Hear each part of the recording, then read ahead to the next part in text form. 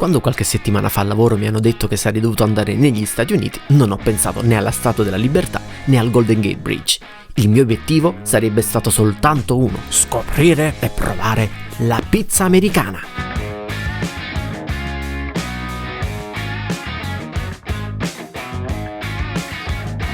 Questa è la storia del mio viaggio negli Stati Uniti e di come la pizza napoletana un secolo fa abbia intrapreso un viaggio del tutto inaspettato, diventando uno dei piatti più popolari negli Stati Uniti d'America. Per la prima volta in vita mia ho dovuto affrontare un viaggio intercontinentale. Non mi nascondo che le 6 ore di volo, il jet lag, il cibo, i 1000 luoghi comuni sugli USA mi hanno messo un po' d'ansia. Ma allo stesso tempo Boston, la destinazione del mio viaggio, mi incuriosiva parecchio, dato che storicamente è una città equamente divisa tra discendenti irlandesi ed italiani. Alla ricerca della pizza più buona di Boston. La scelta delle pizzerie era molto ampia e ho volutamente escluso quelle che proponevano pizze napoletane. Volevo provare qualcosa di più autentico, una vera pizza americana, quella croccante con 50 condimenti diversi e 12.000 calorie.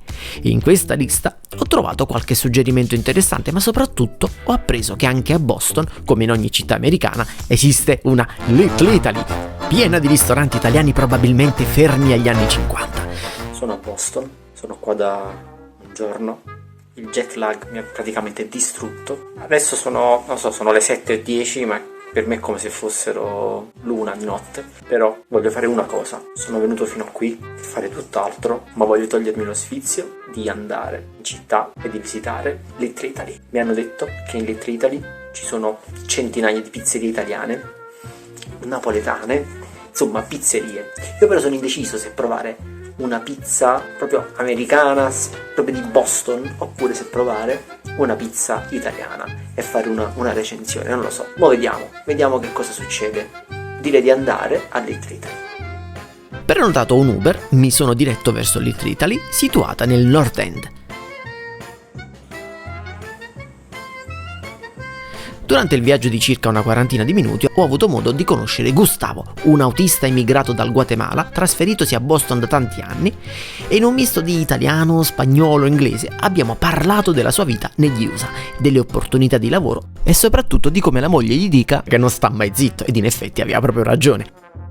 Ed ecco Boston, nonostante il buio, il colpo d'occhio e di tutto rispetto, grattacieli, strade enormi e insegne proprio come nei film. Camminando, qualcosa mi ha fatto capire che stavo per raggiungere il posto giusto. È stato il tasto del semaforo a suggerirmi che non avevo sbagliato strada. Finalmente a Little Italy.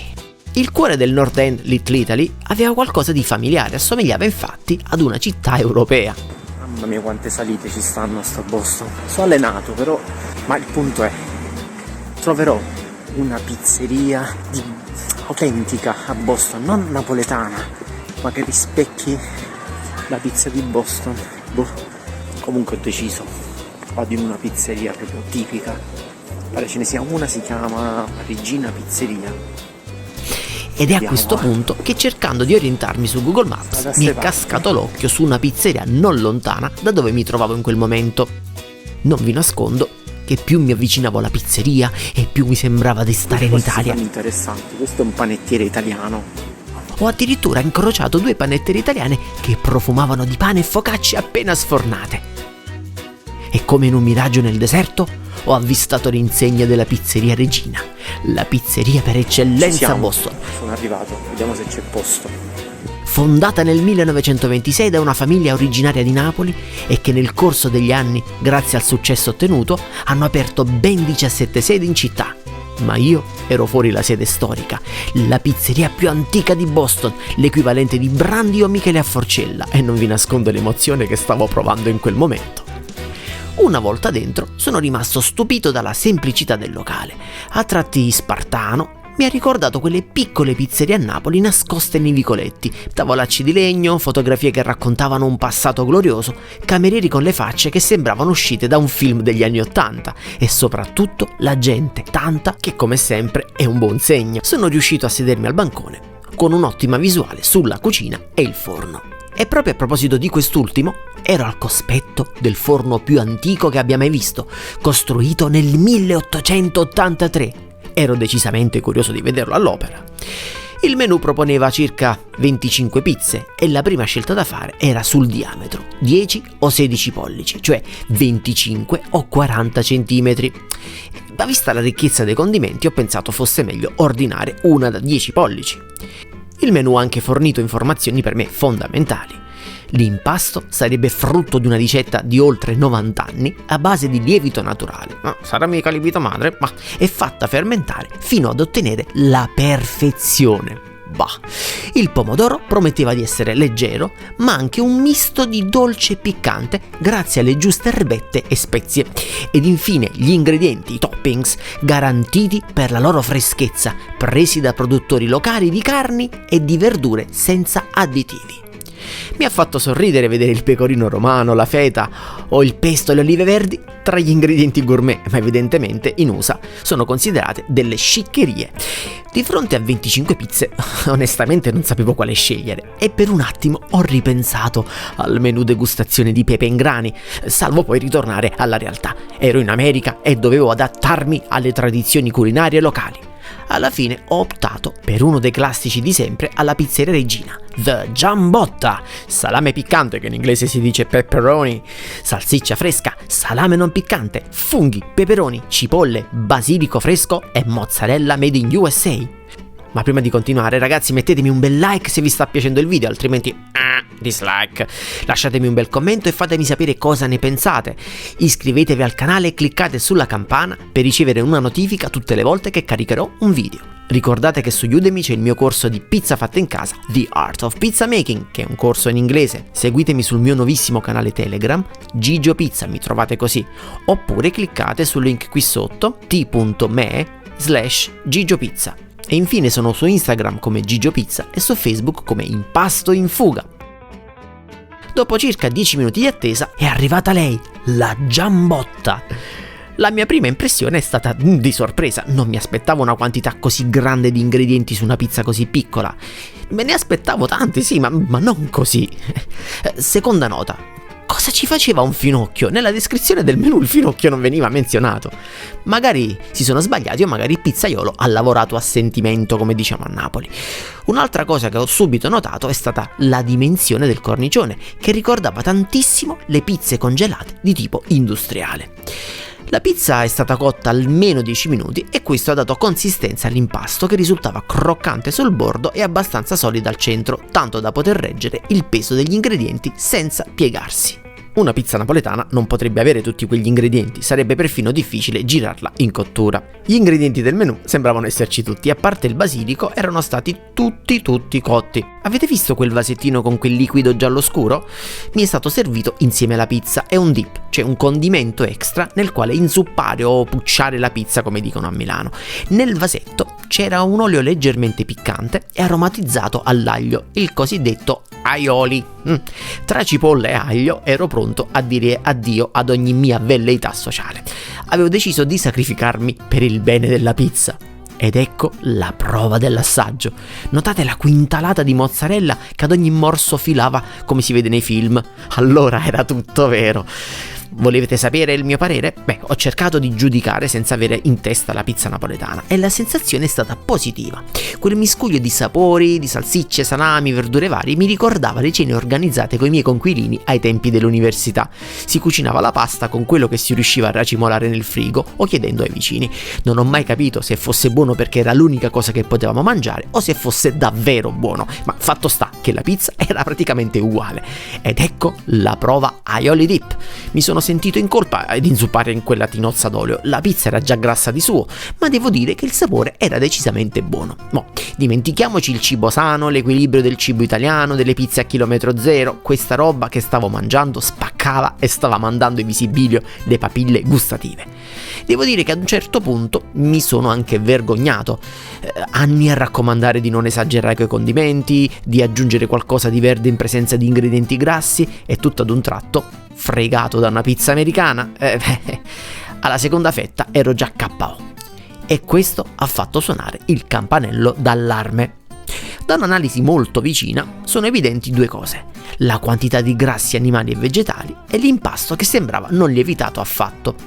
Stavo Stavo solo giudicando secondo i miei canoni, oppure la pizza era solo un bellissimo cibo spazzatura? Ma soprattutto, avrei mai digerito questo insieme di impasto ed ingredienti senza né capo né coda? Bah, il mio timore è aumentato quando ho visto che questo pezzettino non era cotto e che l'impasto era ancora spalmabile. Da questo momento in poi non ho più filmati perché ho notato che alcuni membri dello staff avevano cominciato ad innervosirsi.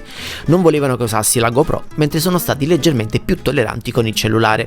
Credo che pensassero che fossi della concorrenza, si sono addirittura raccomandati di non riprendere il forno e di contattare addirittura l'ufficio marketing nel caso in cui avessi voluto riprenderlo. Bah, questo è il motivo per cui alcune riprese sono oscurate. Posso dirvi però che il forno, il presunto segreto delle loro pizze, altro non era che una versione antica di un moderno forno elettrico con sportello orizzontale in metallo ed una maniglia che serviva a richiuderlo.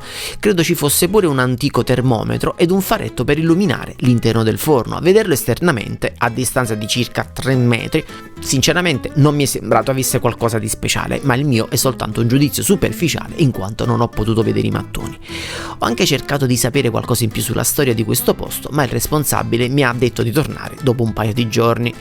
E questo, devo dire la verità, è stato un po' seccante, perché aver fatto 4800 km in aereo e non aver ricevuto qualche informazione storica da usare in un video che avrebbe fatto conoscere Regina in Italia e in altri posti è stato un pochino frustrante. L'unica persona con cui sono riuscito a parlare è stata la signora Lucia, la discendente dei fondatori della pizzeria, che, sentito che ero napoletano, si è sciolta e ha chiacchierato un pochino. Mi ha anche detto che è stata a Napoli, ma che la pizza napoletana non le è piaciuta. Troppo molle. Bah.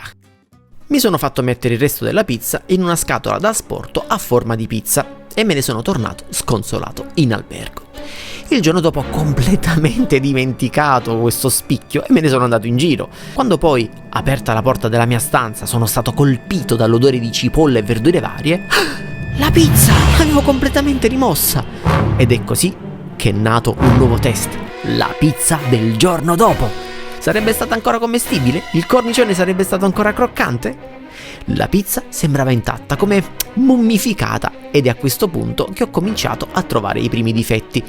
Il fondo presentava una certa quantità di farina non cotta, probabilmente raccolta dalla pala con cui è stata tirata fuori dal forno, oppure presente sul fondo del forno tenuto a bassa temperatura. La grande quantità di grassi e condimenti a lungo andare è riuscita a penetrare anche un impasto tenace come questo. Guardate il segno dell'unto su 3/4 di fondo della pizza. Ma adesso la prova più importante, la caccia al tesoro. Cosa si nascondeva sotto lo strato di ingredienti?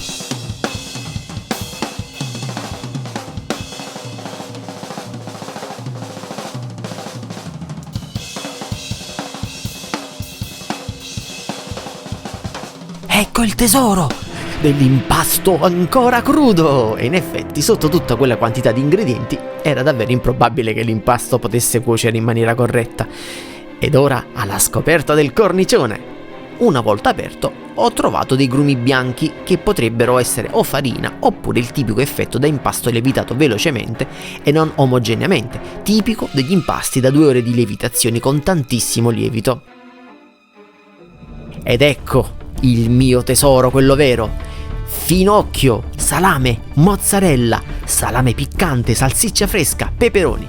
Per farvi capire, con la quantità di ingredienti trovati su una fetta, avrei potuto condirci una pizza intera. Ero senza parole, ma soprattutto stupito per aver digerito tutto, impasto compreso e senza alcun problema. Alla fine del mio viaggio ho pensato spesso a quella pizza e a come le differenze culturali possano modificare i gusti e le abitudini. Ciò che per me è buonissimo e migliore al mondo può essere una schifezza immonda per qualcun altro. O di come le guerre a base di canotti, pizze a ruote di carro, cornicioni alti mezzo centimetro in più e il chilometro zero non portino proprio a nulla. Il mondo ha scelto la sua pizza e purtroppo non è quella napoletana. Facciamocene una ragione. Da oggi però tutti noi abbiamo una grande responsabilità: far conoscere al resto del mondo la pizza dalla quale discendono tutte le altre, ma senza però dover denigrarle, in quanto anche loro hanno una storia ed una dignità.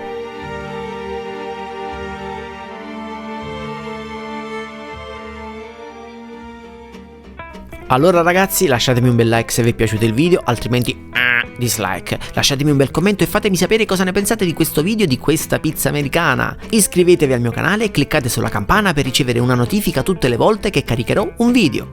Ricordate poi che sono su Udemy con il mio corso di pizza fatta in casa, The Art of Pizza Making, che è un corso in inglese. Poi mi trovate su Telegram, il mio nuovo canale Telegram Gigio Pizza, cercatemi così, oppure cliccate sul link qui in basso t.me/gigiopizza. Infine sono su Instagram come Gigio Pizza sempre e su Facebook come Impasto in Fuga. Ciao e alla prossima! We want to eat pizza. The room for pizza is always there, but your eyes are wide open for pizza. Ehi, dove andate? Stavo scherzando. Allora, mettete un like per farmi fare altri video, mi lasciate un bel commento, vi iscrivete al mio canale e cliccate sulla campana per le notifiche. Poi vi iscrivete al mio corso di pizza su Udemy, il link lo trovate nella descrizione, è in inglese. Poi mi seguite su Instagram come Gigio Pizza, su Facebook come Impasto in Fuga e qualunque pizza pubblichiate ricordate di usare l'hashtag Gigio Pizza. Ciao e alla prossima!